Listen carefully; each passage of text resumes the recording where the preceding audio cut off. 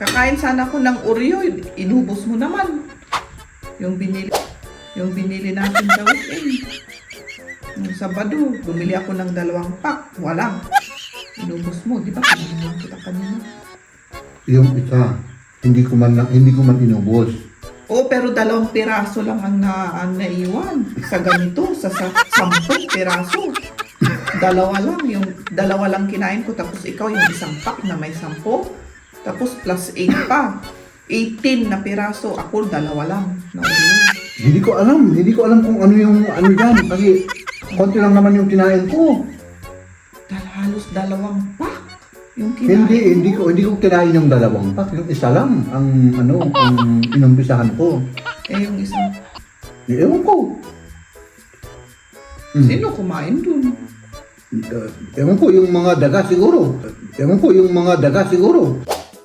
Marami tayong daga dyan. Stressful sabi ni Maria. Oo, mga tao. yung ang daming mga bata, tapos ang daming gustong maghatid na nakasakay, na umuulan, tapos kulang yung oras ba? Parang late na. Nakaka-gefährlich ni? Delikado. Delikado sa mga aksidente. Mga kaibigan, may himala na nangyari! Ay, nako! Nanininig na ito. Nanginginig Kasi ako, hindi kumain. Grabe, ang sarap-sarap ng luto mo, mahal. Kakulo lang ng tubig yan. Ano yan? Masarap. Kahit na, iba yung linalagyan mo ng pagmamahal.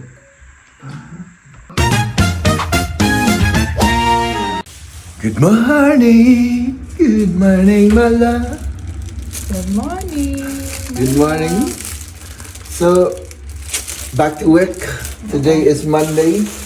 Back to work ulit. Nag-prepare si Maria ng baon niya at syempre ako rin mga kaibigan ay mag-prepare rin ako ng aking babaunin. No?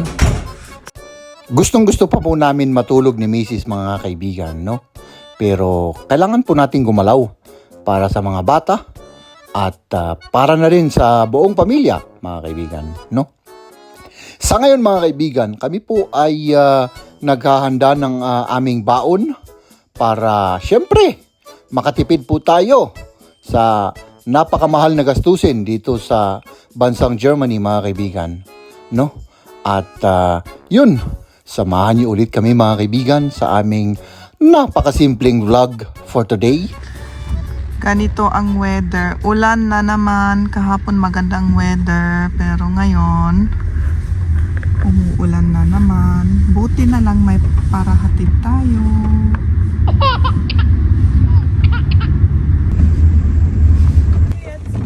Yes, again, yeah. Sige, ayan na. Papunta ng school yung ating bunso. Hintayin ko lang si Mrs. dito mga kaibigan, tapos ihatid ko sa doon sa bahay. At yan, pagkatapos nun, pumunta tayo sa trabaho mga kaibigan. So, bakit? Wala ba kayong payong? Meron? Meron. Sige. Akala ko nakalimutan yung payong mga kaibigan. Sige. So yun mga kaibigan, no? Tapos syempre tayo po ay pupunta sa trabaho. Ayan si Maria at si Liam. Maulan pa rin ng paligid. Walang tigil ang ulan. Stressful sabi ni Maria. Oo, mga tao. yung ang daming mga bata, tapos ang daming gustong maghatid na nakasakay, na umuulan, tapos kulang yung oras ba? Parang late na. Nakaka-gefährlich ni? Delikado. Delikado sa mga aksidente. Na may Lahat may sasakyan kasi. Oo. Kaya ganun. Baka may masagasahan na bata. Delikado. So ihatid na kita at magtatrabaho ka at ako'y magtatrabaho na rin. Ano? Oo. Let's go mga kaibigan.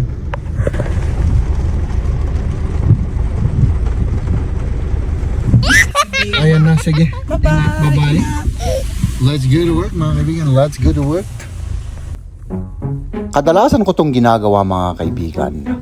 Habang papunta ako sa trabaho ay aking pinag-iisipan at aking pinagpaplanuhan kung ano yung mga dapat kong gawin sa trabaho para makatipid ng oras at para na rin syempre makapagbigay tayo ng maayos at malinis na trabaho.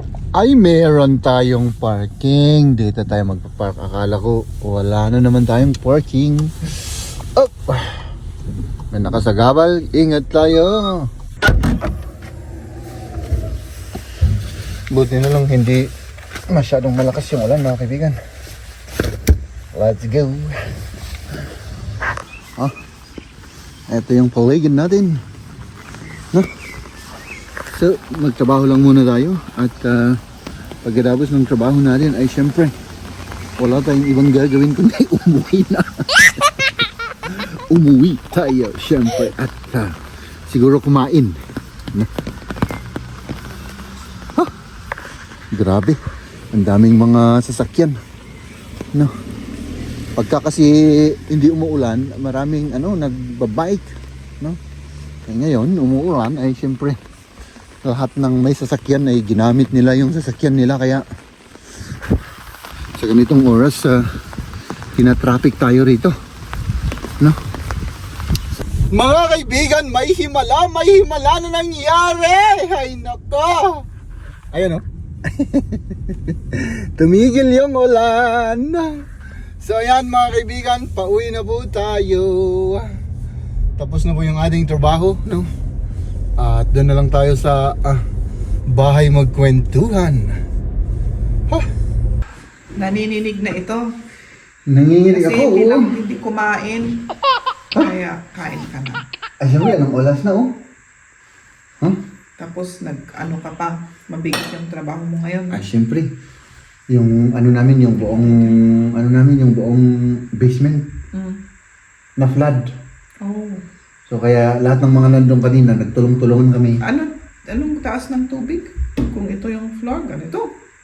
And yung ibang parte ganito. Yung ibang parte ganon. Hindi pumasok. Ba't pumasok? Wala ba silang drainage na ano? Yung isang source ng yung semento, may mga nag-crack. Kasi old na building naman yun. Doon. Tapos doon sa mga nag-crack-crack, lumabas yung tubig. Binidyohan yung mga kasama namin nung nagtrabaho sa weekend. Okay. Kaya yun, pati yung boss namin yun. Nagganon-ganon. Di maraming nasirang mga gamit? Yun ang problema. Siguro, maano yun. Machine? Maraming mga basta mahal na bagay. Yung mga art ganun na sira rin. Kaya Ay, nako. Oh my goodness. Ay, nako. Oo. Pero mabuti at nag-stop na rin. Oo nga eh. Milagro. Oo. Pero kaninang umaga, malakas pa rin. Pero ngayong hapon, nag-stop na. Grabe, ang sarap-sarap ng luto mo, mahal. Pakulo lang ng tubig yan. Wala namang ano yan. Masarap. Kahit na, iba yung linalagyan mo ng pagmamahal. Diba? Oo. Kumusta ka naman? Mabuti. Parang inaantok ako. Pero okay lang. Sabahan ko si Kabia mamaya Saan? sa kanyang appointment. Ay, anong oras yun? Mamaya pa naman. Mga 5:35. Wala? Oo, 5:35. Pwede pa. Uwi na siya eh. Nagtawag kanina. Okay. Yun lang. Ako, maiwan ako dito. Maiwan ka? Anong gagawin mo? Matulog ka? Mag-edit ako. Edit. Madali lang naman yan. Madali lang naman yan.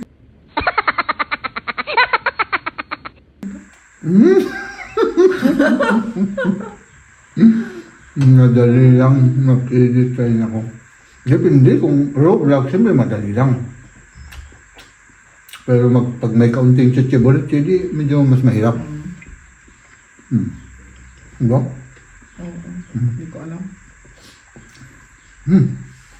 Bakit ayaw mong kumain? Kumain ako ng lunch. Anong oras? Hindi naman ako kumakain ng 3:45. Kumain na kami ni Liam ng 1:00. Tama na yun. Kakain sana ako ng Oreo. Inubos mo naman. Yung binili natin sa weekend. Nung Sabado, bumili ako ng 2 pack. Wala. Inubos mo. Di ba? Tinanong lang kita kanina. Yung isa, hindi ko man inubos. Oo, pero 2 piraso lang ang naiwan. Sa ganito, sa 10 piraso. 2 lang. Yung 2 lang kinain ko. Tapos ikaw yung 1 pack na may 10. Tapos plus 8 pa. 18 na piraso. 18 na piraso. Ako 2 lang na Oreo. Hindi ko alam kung ano yung ano dyan. Kasi konti lang naman yung kinain ko. Halos 2 pack yung kinain Hindi ko kinain yung 2 pack. Yung isa lang ang inumpisahan ko. Eh, yung isa. Ewan ko. Sino kumain dun? Ewan ko, yung mga daga siguro. Marami tayong daga dyan.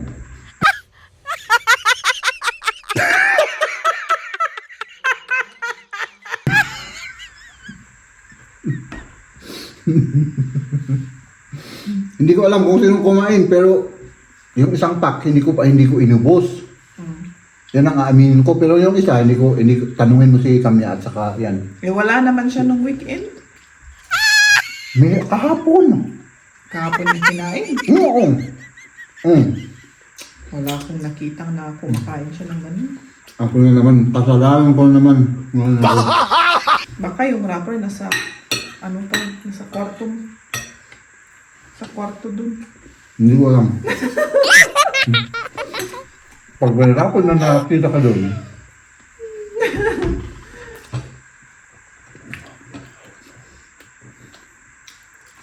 ako lang, maglilinis ako ng bahay from isang buwan. Isang buwan. Kahit anong oras gusto mo. Ginagawa ko naman eh. Pag sinabi mong ano ka dyan, ginagawa ko naman, di ba? Wala naman akong sinasabi.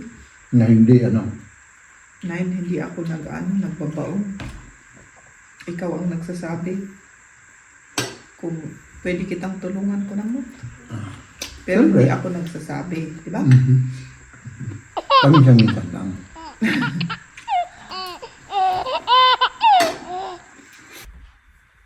Ay, nako mga kaibigan, ay nako. So, hello? Wala sila. Yan. Nakatulog ako mga kaibigan, no? Uy, pasado 6:30 na pala. No? Mag-7 na. My goodness. At syempre, dahil ako'y nakatulog, wala akong natapos sa ating pag-i-edit, At, yan. Magsisimula pa lang ako. Ulit. Oh my goodness. Ayan. Tatawagan ko nga sila mamaya. Oh, di na umuulan ah. May himala. Hindi na siya umuulan. So, ayan mga kaibigan. Grabe ngayon. Yung araw ngayon ay punong-puno ng ano bang tawag nila doon? Pag-iigib ng tubig at pagpapump ng tubig sa trabaho. Pati si boss. Nagtulungan na kami. Pati na yung ibang departamento. Bumaba na sila at nagtulong-tulong kami para para hindi masila yung mga kagamitan doon sa trabaho. Ang ginawa namin ngayon, halos hindi kami nagtrabaho. Yung tinabaho namin yung pag-alis ng tubig. Grabe kasi. Hindi lang sa amin, yung mga ibang doon, yung ibang mga opisina. Doon sa basement nila, grabe. Punong-puno ng tubig. So maraming mga na damage, no? So, yan. Huh. At syempre dito na tayo magtatapos muna, ano? See you tomorrow. Ladies and gentlemen,